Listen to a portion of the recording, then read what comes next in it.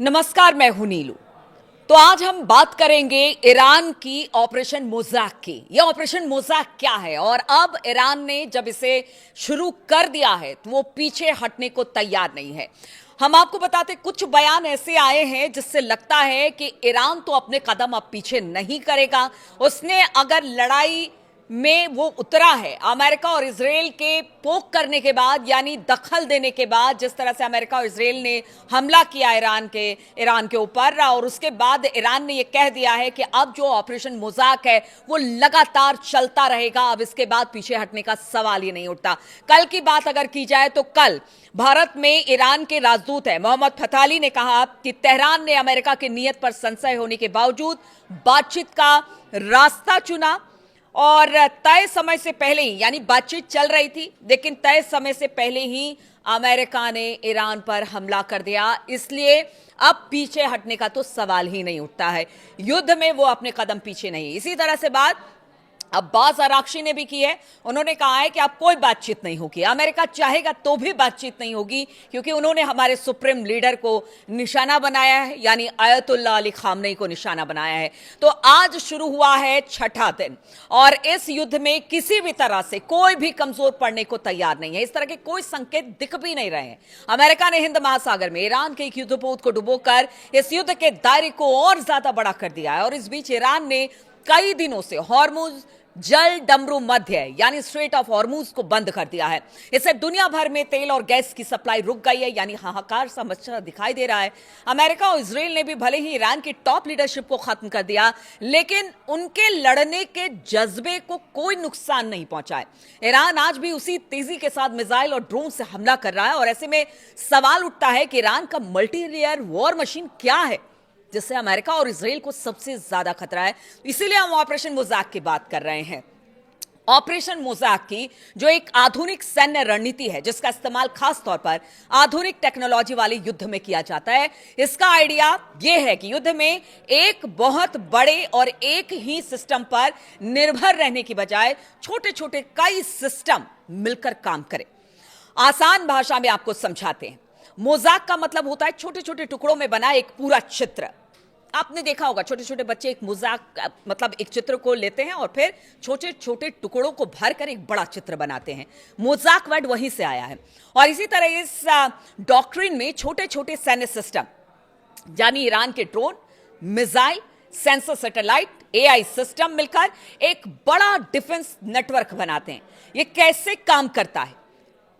तो देखिए, कई छोटे छोटे यूनिट सेना एक बड़े हथियार पर निर्भर नहीं रहती है, बल्कि कई छोटे सिस्टम इस्तेमाल करती है, आपस में कनेक्ट करती है। ड्रोन, सैटेलाइट और सेंसर एक दूसरे से डेटा शेयर करते हैं। एआई और टेक्नोलॉजी, आर्टिफिशियल इंटेलिजेंस तुरंत जानकारी जोड़कर निर्णय लेने में मदद करते हैं। अगर एक सिस्टम नष्ट हो जाए तो बाकी सिस्टम काम करते रहते हैं, इसलिए पूरी रक्षा प्रणाली बंद नहीं होती है। उदाहरण के तौर पर आप मान लीजिए कि युद्ध में कई ड्रोन दुश्मन की लोकेशन देखते हैं, सैटेलाइट से रियल टाइम डेटा आता है, एआई तुरंत मिसाइल या आर्टिलरी को टारगेट भेजता है और इस तरह सैकड़ों छोटे छोटे सिस्टम मिलकर एक बड़ा मोज़ैक डिफेंस बनाते हैं। तो आपको समझ में आया होगा कि किस तरह से ऑपरेशन मोज़ैक काम कर रहा है और इसको लेकर 21 अलग अलग टुकड़ियां तैनात कर दी गई हैं और कहा यह जा रहा है कि हर एक टुकड़ी अपना फैसला खुद करेगी, यानी कि कोई भी उसको कमांड नहीं कर सकता एक साथ। हर एक टुकड़ी का एक अलग नेता और वही उसका फैसला होता है। इसलिए बार बार ईरान कह रहा है कि अब अमेरिका और इजराइल को छोड़ा नहीं जाएगा। जबरदस्त तरीके से प्रहार ईरान करेगा, चाहे वो इजराइल हो, इजराइल के अंदरूनी इलाके हो या तमाम अमेरिका के एयर बेसेस हो या जहां जहां पर अमेरिका इस वक्त अरब देशों में इन्वेस्टमेंट कर चुका है वहां पर हमला करें। यानी अमेरिका की कमर तोड़ने की बात अरब देशों में ईरान कर रहा है।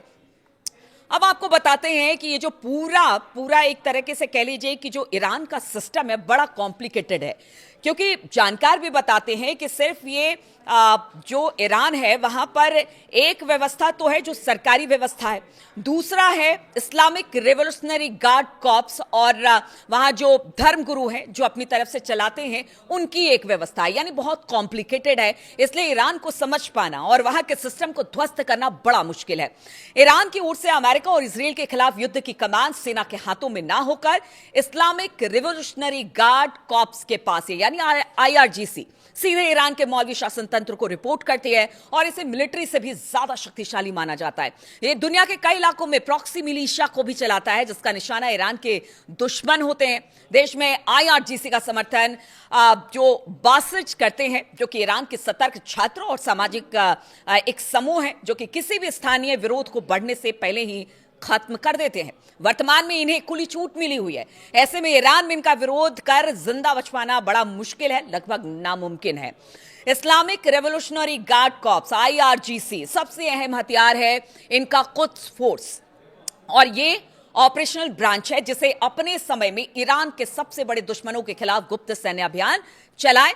कुद्स फोर्स ने ही लेबनान में हिजबुल्लाह को जन्म दिया, लेकिन बड़ी बात यह है कि पिछले साल इजराइल ने हिजबुल्लाह को लगभग पूरी तरह से डैमेज करने की कोशिश की।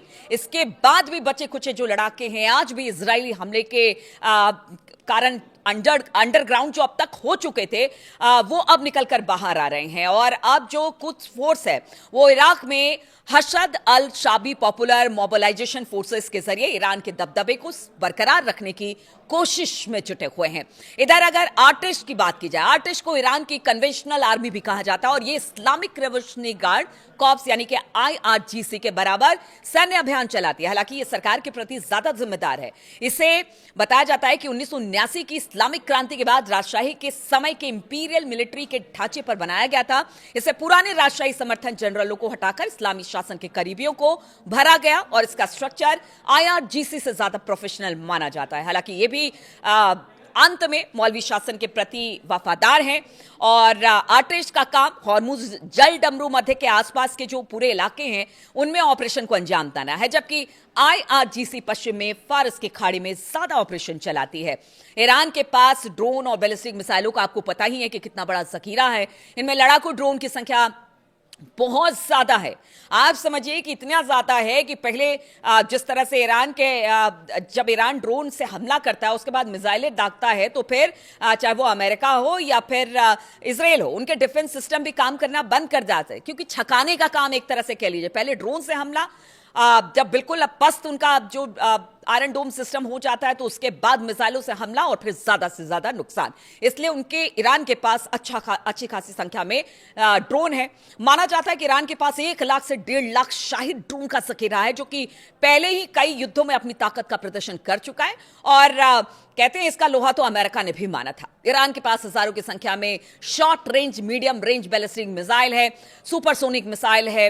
हालांकि अमेरिका और इजराइल ने इसे भी नष्ट किया है, लेकिन अभी भी भारी तादाद में मौजूद है ईरान के पास हथियार और मिसाइलें जिनको लगातार वो फायर कर रहा है। यही वजह है कि इजराइल और अमेरिका को अपने महंगे एयर डिफेंस सिस्टम का इस्तेमाल करना पड़ रहा है और उसको अच्छा खासा नुकसान भी उठाना पड़ा है। इसलिए कह रहे हैं कि ये वॉर अगर लंबा खिंचा तो आप समझिए कि कितना ज्यादा नुकसान ईरान को जो नुकसान हो रहा है। हालांकि ईरान ने कहा कि वो कभी भी इस युद्ध में उतरना नहीं चाहता था, बातचीत के जरिए इस समस्या का हल करना चाहता था, लेकिन अमेरिका और इजराइल की मंशा ऐसी थी ही नहीं कि वो बातचीत करे। उसकी मंशा शुरुआत से ऐसी थी कि वो ईरान पर हमला करे, वहां के रिजीम को चेंज करे, वहां के तेल कारोबार पर उनकी नजर है। इस तरह की बात ईरान लगातार कहता रहा है और अब उसने साफ कर दिया है कि हमारे पास अभी भी इतना असलहा है, इतना बारूद है, इतनी मिसाइलें हैं, इतना ड्रोन है कि हम पूरी तरीके से अमेरिका और इजराइल को तबाह करने में सक्षम है। इसीलिए कहा जा रहा है कि युद्ध लंबा चलेगा, कोई पीछे हटने को तैयार नहीं है।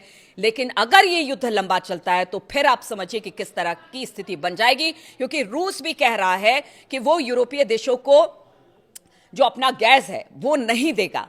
तो चिंता की लकीर वहां पर भी दिखाई दे रही है। जो स्ट्रेट ऑफ हॉर्मुज है वहां पर तेल आना बंद हो गया है, तो इससे भी कई देशों का असर पड़ेगा, क्योंकि सबसे ज्यादा तेल वहीं से आते हैं। इसके अलावा अगर बात की जाए तो अमेरिका को भारी नुकसान, क्योंकि रोजाना का खर्च बहुत ज्यादा आ रहा है। ईरान ने तो कह दिया है कि वो इस जंग के लिए तैयार है, मरते दम तक जंग करेगा, लेकिन फिर इस बीच इजराइल और अमेरिका को भारी नुकसान भी उठाना पड़ सकता है। और आगे आने वाले दिनों में कहा यह जा रहा है कि अगर ये युद्ध नहीं रुकता है तो ईरान को तो जो नुकसान होगा, लेकिन उसका खामियाजा अमेरिका और इजराइल को भुगतना पड़ेगा, क्योंकि ट्रंप और नेतन्याहू दोनों बहुत जल्द एक बड़े चुनाव में जाने वाले हैं और इसका कहीं ना कहीं सीधा असर इस चुनाव पर भी देखने को मिलेगा। इसलिए कहा जा रहा है युद्ध समाप्त करे, स्थिति ठीक ठाक करे, बहाल करे, अमेरिका बातचीत चाहता है, लेकिन ईरान अब इस बातचीत से इनकार कर रहा है।